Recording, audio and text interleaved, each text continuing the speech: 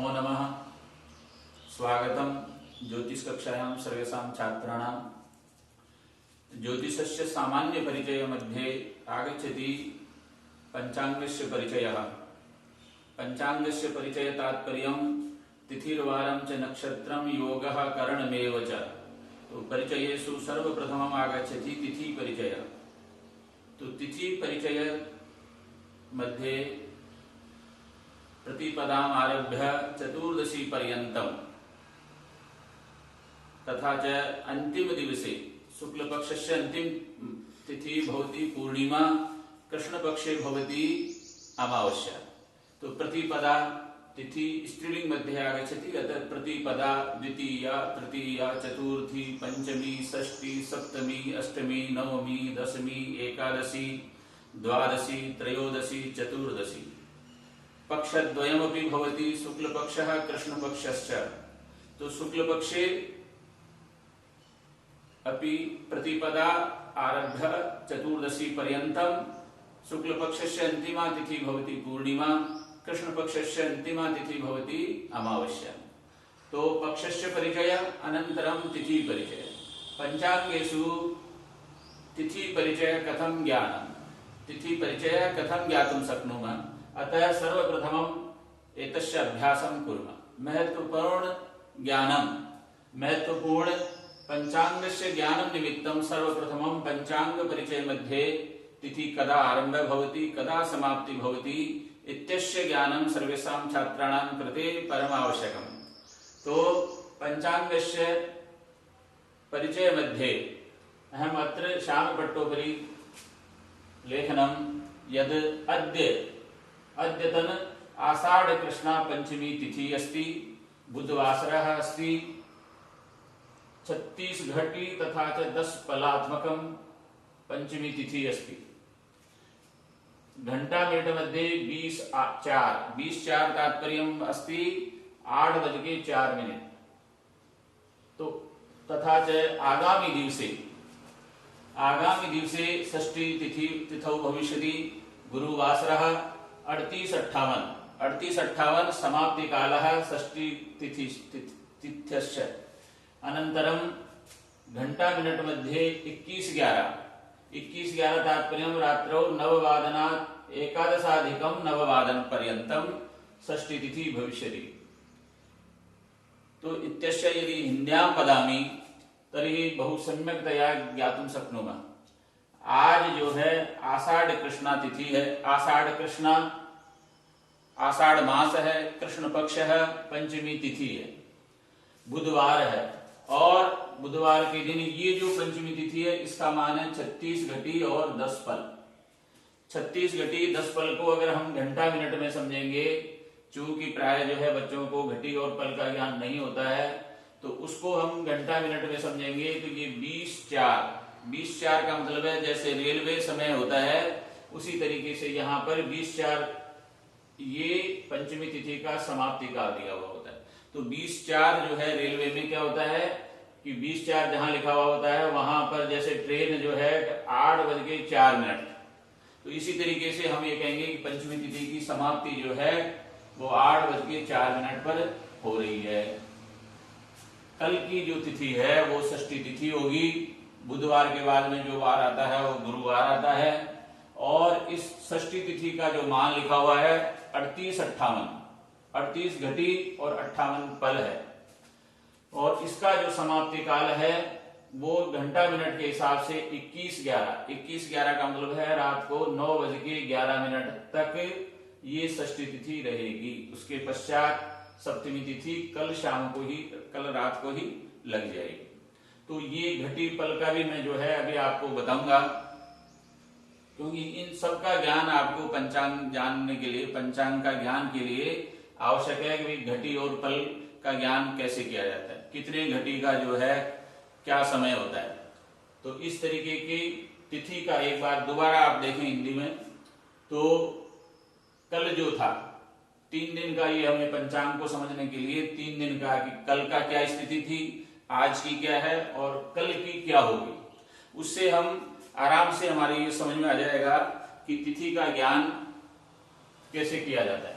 तो गत दिवसे गतदिव से तात्पर्य कल की जो स्थिति थी, कल था आषाढ़ कृष्णा चतुर्थी मंगलवार। चतुर्थी जो तिथि थी वो उसका मान दिया हुआ है घटी और पल में 35 घटी और 8 पल। 35 घटी और 8 पल, और उसको अगर हम घंटा मिनट में समझेंगे तो ये 19:39। 19:39 का मतलब है शाम को 7:39 तक ये चतुर्थी तिथि थी। यहीं पर ये चतुर्थी तिथि समाप्त हो गई। यहां से ही पंचमी तिथि लग गई। और पंचमी तिथि कब तक रही? आज जो है आषाढ़ कृष्णा पंचमी तिथि है, बुधवार है, और 36 घटी और 10 पल है। तो इसको घंटा मिनट में समझेंगे तो 20:04 का तात्पर्य रात को 8:04 पर समाप्त होगी।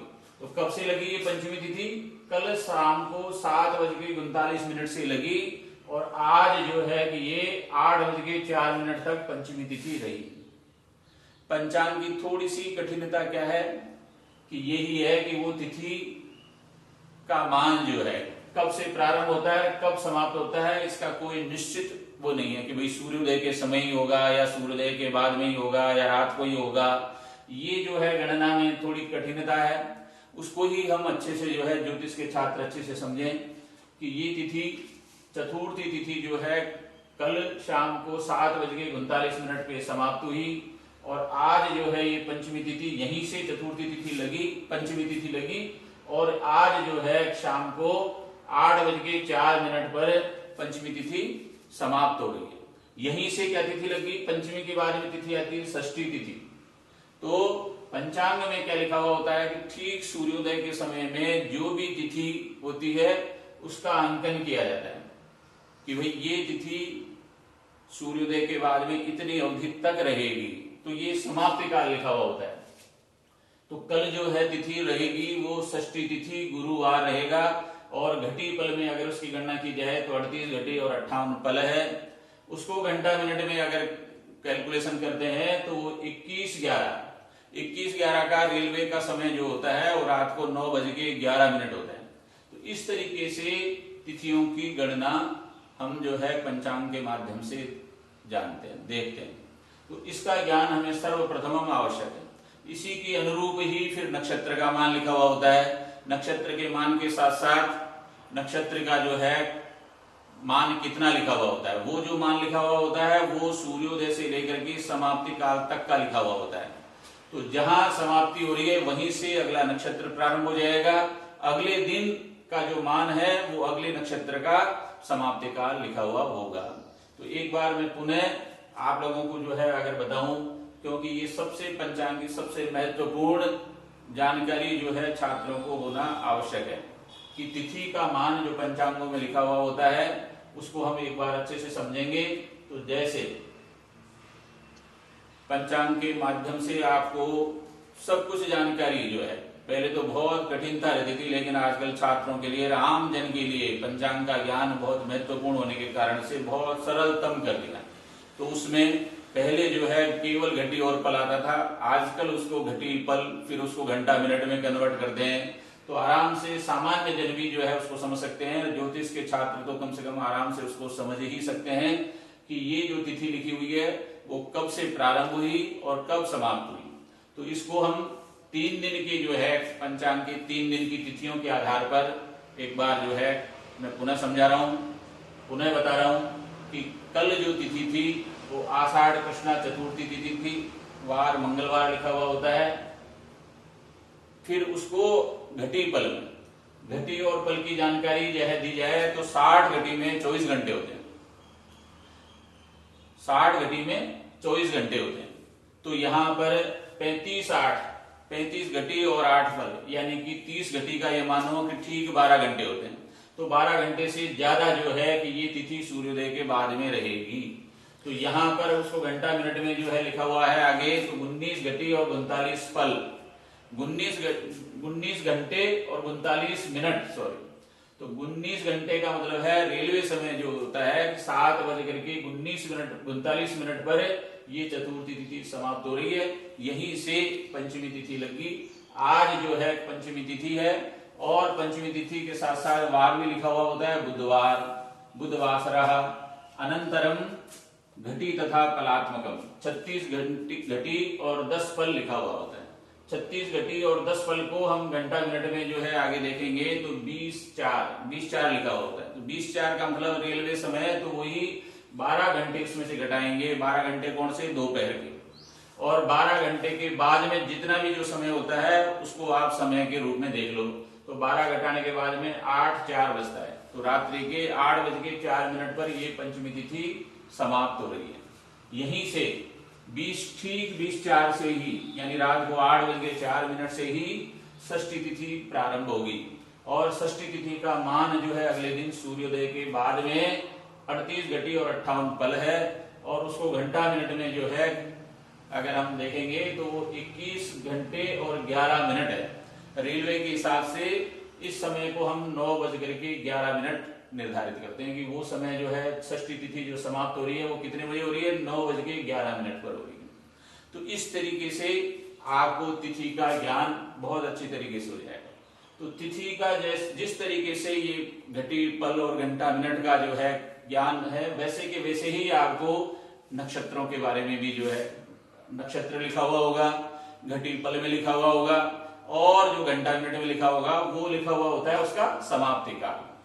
जैसे यहां मैंने अभ्यास की दृष्टि से ये 3 दिन के नक्षत्र भी लिखे हुए हैं। कल का जो लिखा हुआ है उत्तराषाढ़ा नक्षत्र 20 घटी और 58 पल में लिखा हुआ है। 20 घटी और 58 पल पर उत्तराषाढ़ा नक्षत्र समाप्त हो रहा है। उत्तराषाढ़ा नक्षत्र के घंटे और मिनट में लिखे हैं तो 13:59 का मतलब है 12 घटाएंगे तो 1:59 तक उत्तराषाढ़ा नक्षत्र कल रहा। उत्तराषाढ़ा के बाद में आता है श्रवण। तो श्रवण जो नक्षत्र है वो यहीं से 1:59 से ही लग गया, कल ही लग गया। और वो आज कब तक रहा? तो ये जो है श्रवण नक्षत्र है वो 23 घटी और 22 पल तक आज रहा।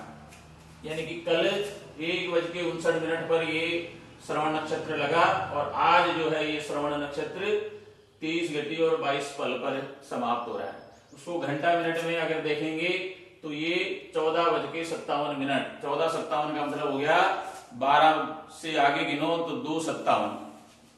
दोपहर के 2:57 पर श्रवण नक्षत्र समाप्त हो गया। और यहीं से श्रवण के बाद में आता है धनिष्ठा नक्षत्र। तो धनिष्ठा नक्षत्र कल जो रहेगा वो 27 घटी और 28 पल रहेगा और इसका समाप्ति मान रहेगा 16:35। 16:35 का मतलब हो गया 4:35 पर धनिष्ठा नक्षत्र समाप्त हो रहा है। तो इसी तरीके से आप पंचांग के बारे में बहुत अच्छे तरीके से अभ्यास के बाद, एक दिन अभ्यास करने से ऐसा नहीं आएगा, लेकिन अगर हम 4 दिन, 5 दिन, 6 दिन के अभ्यास अगर हम करेंगे कि भाई प्रतिदिन अभ्यास किस रूप में, कि आज क्या तिथि है, वो तिथि कब से प्रारंभ हुई, कब समाप्त हो रही है, आज से ही कौन सी तिथि लगी, कितने बजे लगी, कितने बजे जो है कि कल वो समाप्त हो रही है, इस तरीके का अभ्यास प्रतिदिन अगर 5 दिन करते हैं तो बहुत अच्छे से प्रत्येक छात्र को जो है ये पंचांग का, तिथि का और नक्षत्र आदि का जो है भली प्रकार से ज्ञान हो जाएगा। तो अब इसके पश्चात हम जो है आते हैं सौर मासः चांद्र मासः। ये भी बहुत महत्वपूर्ण बिंदु है कि सौर मासः और चांद्रमास क्या है। तो सूर्य की जो संक्रांति होती है, सूर्य की गणना को हम देखेंगे तो प्रत्येक मास जो है वो एक राशि में रहता है। ठीक 1 मास के पश्चात सूर्य अपनी राशि परिवर्तन करता है। इस समय जैसे सूर्य चल रहा है वृष राशि में, तो वृष राशि से मिथुन राशि में आ जाएगा, मिथुन से कर्क में आ जाएगा। तो 12 महीने 12 राशि, और सूर्य जो है इन 12 राशियों को पूरे 12 महीने में भोगता है। तो जो 1 महीने जो है सूर्य जिस राशि में रहता है वो सौर मासः कहलाएगा। जब से सूर्य वृष राशि में आया है और जब तक रहेगा, जिस दिन समाप्त हो रहा है तो वो पूरा जिस दिन प्रारंभ हुआ उस दिन से लेकर के जिस दिन समाप्त हो रहा है वो अवधि कहलाएगी सौर मासः। ऐसे ही चांद्रमास है। तो चांद्रमास का मतलब हो गया कि अमावस्या से, यहाँ जो गणना करते हैं चांद्रमास की, वो अमावस्या से अगले अमावस्या तक का जो पीरियड होता है, जो काल होता है, उसको हम चांद्रमास कहेंगे। तो सौरमास चांद्रमास। सौरमास का तात्पर्य सूर्य का जो है जिस दिन जिस राशि में प्रारंभ होता है और जिस दिन समाप्त होता है, तो उस अवधि को हम सौरमास कहेंगे। सूर्य की जो गणना होती है वो प्रत्येक महीने प्राय एक राशि में रहता है। तो एक राशि में रहने का तात्पर्य है कि वो 30 घटी जो है एक राशि में होते हैं। एक राशि में 30 घटी, 30 अंश, क्षम्यताम, सूर्य जो है प्रत्येक दिन एक अंश चलता है, तो 30 अंश सूर्य चलेगा। तो 30 अंश का मतलब एक राशि को वो कंप्लीट करता है 30 दिन में। प्रत्येक दिन जो है सूर्य एक अंश चलता है, तो एक अंश के हिसाब से अगर गणना करेंगे तो 30 दिन में 30 अंश चलेगा। 30 अंश का मतलब एक राशि परिभ्रमण करेगा। तो इस तरीके से सूर्य का सौरमास हो गया और चंद्रमा का चांद्रमास हो गया। सौरमास निश्चित नहीं है जिस दिन, लेकिन प्राय जो है कि 14, 15 और 16 तारीख को, 14 तारीख को प्राय जो है राशि परिवर्तन होता है। सूर्य की गति का भी आगे जो है आप लोगों को बताएंगे कि सूर्य प्रतिदिन गोक्षा गजा रवि गति। तो गोक्षा गजा का मतलब है गो और अक्ष, गो यानी 9 और अक्ष यानी 5, तो 59 कला और 8 विकला, यानी ठीक एक अंश से थोड़ा बहुत। कभी जो है 53 पल न्यूनाधिक होता है, कभी थोड़ा सा 60 घटी से ज्यादा होता है। तो वो फिर भी निश्चित है कि वो 12 महीने जो है एक निश्चित अवधि में ही पूरी कंप्लीट करता है। तो इसी तरीके से आप देखेंगे कि मकर संक्रांति जो है ठीक 14 तारीख को ही क्यों आती है। उसके पीछे मकर संक्रांति का तात्पर्य, संक्रांति यानी सूर्य का राशि परिवर्तन। तो सूर्य का राशि परिवर्तन किस राशि में? मकर राशि में। तो मकर राशि में आने को ही मकर संक्रांति कहते हैं। वो प्राय हर साल कब आता है? 14 जनवरी को ही आता है। तो इस तरीके से इसकी गणना जो है पूरी वैज्ञानिक आधार पर है। अगर आप देखेंगे तो पूरी जो है सूर्य का राशि परिवर्तन प्राय जो है 14 तारीख को होता है। यदा कदा कुछ महीने ऐसे आते हैं जिनमें जो है सूर्य जो है वो 30 दिन से 31 दिन भी हो जाता है, 32 दिन भी लगभग हो जाता है। फिर 32 दिन जिस दिन हो गया तो वो अगले महीनों में जो है वो लगभग 28 दिन 29 दिन में ही सूर्य अपना राशि परिवर्तन भी कर लेता है। लेकिन वो फिर भी फिक्स ये है कि लगभग उसको हम औसत अनुमान में कहते हैं। तो वो एक महीने जो है वो प्राय सूर्य एक राशि में रहता है। तो 12 महीनों में वो 12 राशि परिवर्तन कर लेता है। उसको सौर वर्ष भी कहते हैं कि जब सूर्य मेष राशि से लेकर के मीन राशि पूरी 12 राशियों में संचरण जब कर लेता है कंप्लीट, जिस दिन सूर्य मेष राशि में प्रारंभ हुआ और जिस दिन मीन राशि कंप्लीट कर ली, वापस सूर्य जो है मेष में प्रारंभ होगा, उस बीच की अवधि को हम सौर मासः सौर वर्ष कथयामा वदामा, तो उसको हम सौर वर्ष बोलते हैं। तो यहाँ सौर मास का मतलब सूर्य का एक राशि में किस दिन से प्रारंभ हुआ और किस दिन वो समाप्त हो रहा है, उसको हम सौर मास कहेंगे। चांद्रमास की परिभाषा ये है कि अमावस्या से, एक अमावस्या से दूसरी अमावस्या तक की जो बीच की अवधि है उसको हम चांद्रमास कहेंगे। आगे आता है क्षय तिथि और तिथि वृद्धि। ये भी बहुत महत्वपूर्ण है। पंचांग के ज्ञान में अगर आपको क्षय तिथि और तिथि वृद्धि का ज्ञान नहीं है तो आप जो है कुछ भी अन्य दूसरों को बताने की स्थिति में नहीं है। तो 2 सूर्योदय के समय में जो तिथि नहीं है, आज सूर्योदय के बाद में लगी और कल सूर्योदय से पहले चाहे 2 मिनट पहले ही समाप्ति यदि हो रही हो तो पंचांग में वो तिथि कहलाएगी क्षय तिथि। एक बार दोबारा समझें तो क्षय तिथि का तात्पर्य 2 सूर्योदय के बीच में ही वो तिथि समाप्त हो रही है। आज सूर्योदय के बाद में चाहे वो 1 मिनट बाद में ही लगी हो और अगले सूर्योदय से पहले ही चाहे वो 2 मिनट पहले ही समाप्त यदि हो गई हो तो उस पंचांग में वो तिथि कहलाएगी क्षय तिथि। यानी सूर्योदय का यहाँ पर बड़ा महत्व है, तो आपको इसको समझना है। और तिथि वृद्धि, यानी दो सूर्योदय के समय में एक ही यदि तिथि रहती है तो वो तिथि वृद्धि कहलाएगी।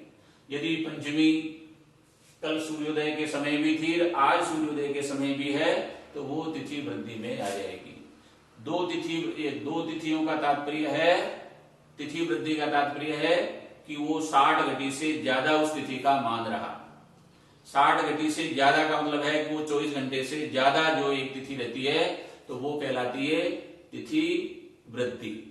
और तिथि क्षय का मतलब हुआ कि ठीक यहाँ पर सूर्योदय से यानी 60 घटी से कम समय भी हो उस तिथि का, और सूर्योदय से सूर्योदय आज के सूर्योदय से लेकर के अगले सूर्योदय के बीच में ही वो तिथि समाप्त हो गई हो।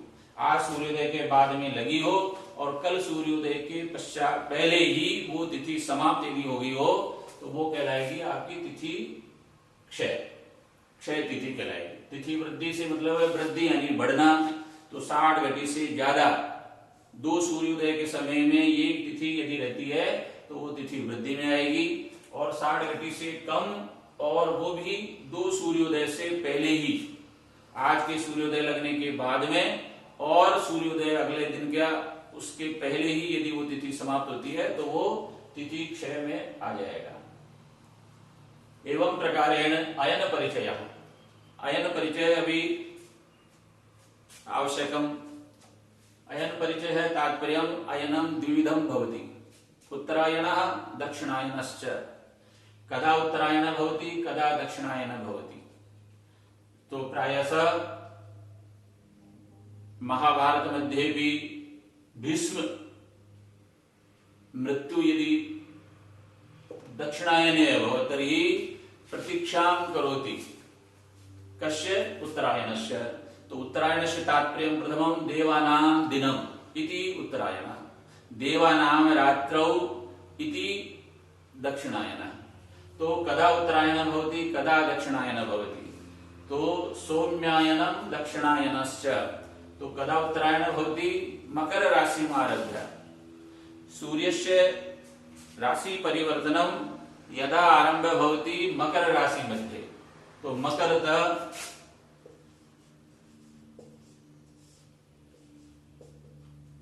मिथुन राशि पर्यंतम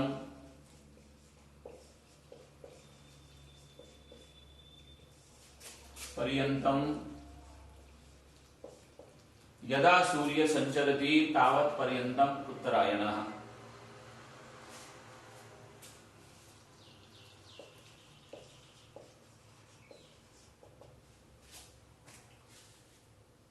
मकर राशि आरभ्य मिथुन राशि पर्यंतम यदा सूर्य संचरति तावत् पर्यंतम उत्तरायणः। षड्मासात्मकम् उत्तरायण भवति, षड्मासात्मकम् दक्षिणायन भवति। कर्क राशि आरभ्य धनु राशि पर्यंतम यावत् सूर्य संचरति तावत् पर्यंतम दक्षिणायन। तो मकर राशि मध्ये यदा सूर्य आरंभ भवति तदा आरभ्य मिथुन राशि पर्यंतम उत्तरायण। तो इदानीमपि सूर्य संचरति वृष राशि मध्ये, अतः उत्तरायणः प्रचलति। यदा कर्क राशि मध्ये सूर्य संचरणम् आगमिष्यति तदा आरभ्य भवति दक्षिणायनः। कदा पर्यंतम धनु राशि पर्यंतम। तो कर्क राशि आरभ्य धनु राशि पर्यंतम यदा सूर्य संचरति तावत् पर्यंतम दक्षिणायनः भवति। तो एवं प्रकारेण उत्तरायणस्य ज्ञानं दक्षिणायन। कदा उत्तरायण भवति कदा दक्षिणायन भवति। हिंद्यां वदामि तर्हि मकर राशि में जब सूर्य लगता है तब से लेकर के और मिथुन राशि तक जब तक सूर्य रहेगा तब तक उत्तरायण कहलाएगा। यानी कि यहाँ पर सूर्य का ही गणना, जैसे आपको बताया कि भाई सूर्य एक एक राशि में एक एक महीने रहता है, तो यहाँ पर मकर राशि से मिथुन राशि तक जो है सूर्य रहेगा 6 महीने। तो 6 महीने का उत्तरायण, 6 महीने का दक्षिणायन रहेगा। तो जब से सूर्य मकर राशि में आएगा और मिथुन राशि तक रहेगा जब तक उत्तरायण कहलाएगा। अब राशि चल रही है इस समय, यदि देखें इसका प्रायोगिक ज्ञान है, इस समय कौन सा आयन चल रहा है, तो इस समय वृष राशि में सूर्य चल रहा है, तो अगले महीने तक जो है सूर्य उत्तरायण में रहेगा। जब से सूर्य कर्क राशि में आएगा तब से लेकर के और धनु राशि तक जो है वो कहलाएगा दक्षिणायन। तो उत्तरायण और दक्षिणायन का परिचय हो गया। उसी प्रकार से गोल परिचय, पंचांग में गोल भी लिखा हुआ होता है, कदा उत्तर गोलः कदा दक्षिण गोलश्च भवति। तो इत्यस्मिन् विषये उत्तर गोलः कदा भवति, दक्षिण गोलः कदा भवति। तो मेषादीम् आरभ्य कन्या राशि पर्यंतम यदा सूर्य संचरति तावत् पर्यंतम उत्तर गोलः, अर्थात सूर्य मेष राशि से लेकर के और कन्या राशि तक, यहां से ये 6 राशियां होगी। 6 राशि का मतलब है 6 महीने हो गए। तो सूर्य जब तक मेष राशि से लेकर के कन्या राशि तक रहेगा तब तक उत्तर गोल रहेगा। और तुला राशि में आरभ्य मीन राशि पर्यंतम यावत् सूर्य संचरति तावत् पर्यंतम दक्षिण गोलः इति वदामः। तो कदा उत्तर गोलः कदा दक्षिण गोलः। तो मेषादि राशि में आरभ्य कन्या राशि पर्यंतम यावत् सूर्य संचरति तावत् पर्यंतम उत्तर गोलः। तुला राशि में आरभ्य मीन राशि पर्यंतम यावत् सूर्य संचरति तावत् पर्यंतम दक्षिण गोलः। गोल परिचय है इदानीं सम्यक्तया अवगतम मन्ये। तथैव षड ऋतवः अपि भवन्ति। आप लोगों ने हिंदी में पढ़ा होगा कि 3 ही ऋतुएं होती हैं, सर्दी, गर्मी और बरसात। लेकिन पंचांग में 6 ऋतु दी मानी गई, 6 ऋतु माने गए। 6 ऋतु षड ऋतवः। वो षड ऋतवः क्रमशः क्या क्या हैं? बसंत, ग्रीष्म, वर्षा, शरद, हेमंत और शिशिरश्च। बसंत ऋतु, ग्रीष्म ऋतु, वर्षा ऋतु, शरद, हेमंत और शिशिर। तो ये कब कब आती हैं? तो ये भी सूर्य की राशि से ही हम इसको समझ सकते हैं कि सूर्य जब मीन मेष आदि या मीन राशि से लेकर के मेष राशि तक ठीक 2 महीने, 2 मास, जब तक सूर्य मीन राशि में और मेष राशि में रहेगा तब तक रहेगी बसंत ऋतु। मेष के बाद में वृष और मिथुन राशि में जब तक सूर्य रहेगा तब तक रहेगी ग्रीष्म ऋतु। तो इस समय सूर्य वृष राशि में चल रहा है, इसका मतलब कौन सी ऋतु चल रही है? ग्रीष्म ऋतु चल रही है। तो वृष और मिथुन में ग्रीष्म ऋतु, कर्क और सिंह में जब तक सूर्य रहेगा तब तक वर्षा ऋतु, कन्या और तुला में जब तक सूर्य रहेगा तब तक शरद ऋतु रहेगी, वृश्चिक और धनु में हेमंत, मकर और कुंभ में जब तक सूर्य रहेगा तब तक शिशिर ऋतु रहेगी। इस तरीके से हम ऋतुओं का ज्ञान भी कर दें। एक बार पुनः देखें, मीन मेष आदि यानी सूर्य जो है जब मीन राशि में प्रारंभ होगा और मेष राशि तक, मीन और मेष ये 2 राशियां हैं, मीन के बाद में मेष आता ही आता है। तो मीन राशि और मेष राशि में जब तक सूर्य रहेगा तो ये मीन में 1 महीना और मेष में 1 महीना, तो अर्थात 2 महीने तक ये जो ऋतु लिखी हुई होगी पंचांग में वो वसंत ऋतु लिखी हुई होगी। उसी प्रकार से वृष और मिथुन राशि में जब तक सूर्य रहता है तब तक ग्रीष्म ऋतु कहलाएगी। कर्क और सिंह राशि में सूर्य जब तक रहेगा तब कहलाएगी वर्षा ऋतु। कन्या और तुला में शरद ऋतु, वृश्चिक और धनु में हेमंत ऋतु और मकर और कुंभ में शिशिर ऋतु। इस तरीके से इसका आप जो है अभ्यास आप लोग पंचांग में कीजिए। सूर्य इस समय किस राशि में चल रहा है पंचांग में आपको लिखा हुआ मिल जाएगा ऊपर फर्स्ट पंक्ति में कि आपको कौन सा महीना चल रहा है, कौन सी ऋतु चल रही है, कौन सा अयन चल रहा है, कौन सा गोल चल रहा है। तो इसका भी अभ्यास आप लोगों को खूब अच्छे से हो जाएगा। अब घटी, पल, विपल और अंश, गला, विकला। तो मैंने बताया कि 60 घटी बराबर 24 घंटे। 60 घटी बराबर 24 घंटे, अर्थात 24 घंटे को हम 60 घटी कहते हैं। तो घटी, पल, अब 60 पल बराबर 1 घटी और 60 विपल बराबर 1 पल। ये गणना में इसका अभ्यास आप लोगों को अच्छे से होना चाहिए।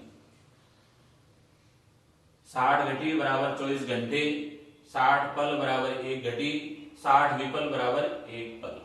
उसी प्रकार से अंश कला और विकला 30 अंश को इस तरीके से आप जहां ऊपर बिंदी लगाएंगे तो ये अंश हो जाएगा। इसको हम यहाँ इस तरीके से भी लिखते हैं, 30 अंश बराबर 1 राशि।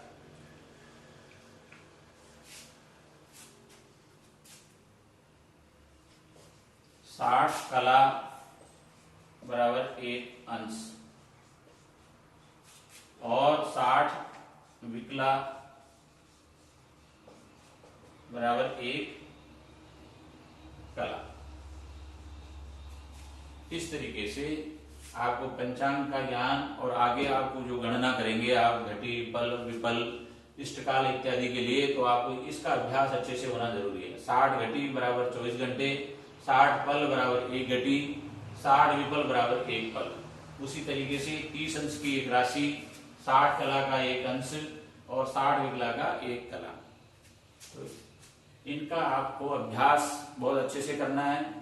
ये पंचांग का और ज्योतिष का जो है प्रारंभिक ज्ञान जो है, इसी के बेस पे ही आप आगे जो है ज्योतिष का अध्ययन बहुत सरलता से कर पाएंगे। अगर ये सारे सब विषयों का ज्ञान और इसकी पुनरावृत्ति बार बार प्रतिदिन आप करेंगे तो बहुत अच्छे से आपको पंचांग का ज्ञान मुश्किल से 5-10 दिन में, जो 10 दिन में बहुत अच्छे से आपको पंचांग का ज्ञान हो जाएगा। कि पंचांग का परिचय जहाँ आपको बताया मैंने, आज तिथि का परिचय कब समाप्त हो रही है, कब इसका प्रारंभ हो रहा है, कल अगली तिथि जो है आज के दिन प्रारंभ हो रही है, कल कब समाप्त हो रही है। इस तरीके से आपको इसके अलावा सौर मास, चांद्रमास, तिथि क्षय, तिथि वृद्धि, अयन परिचय, गोल परिचय, ऋतुओं की जानकारी और घटी पल और विपल इत्यादि की जानकारी आपको आज मिलेगी। अस्तु, नमो नमः।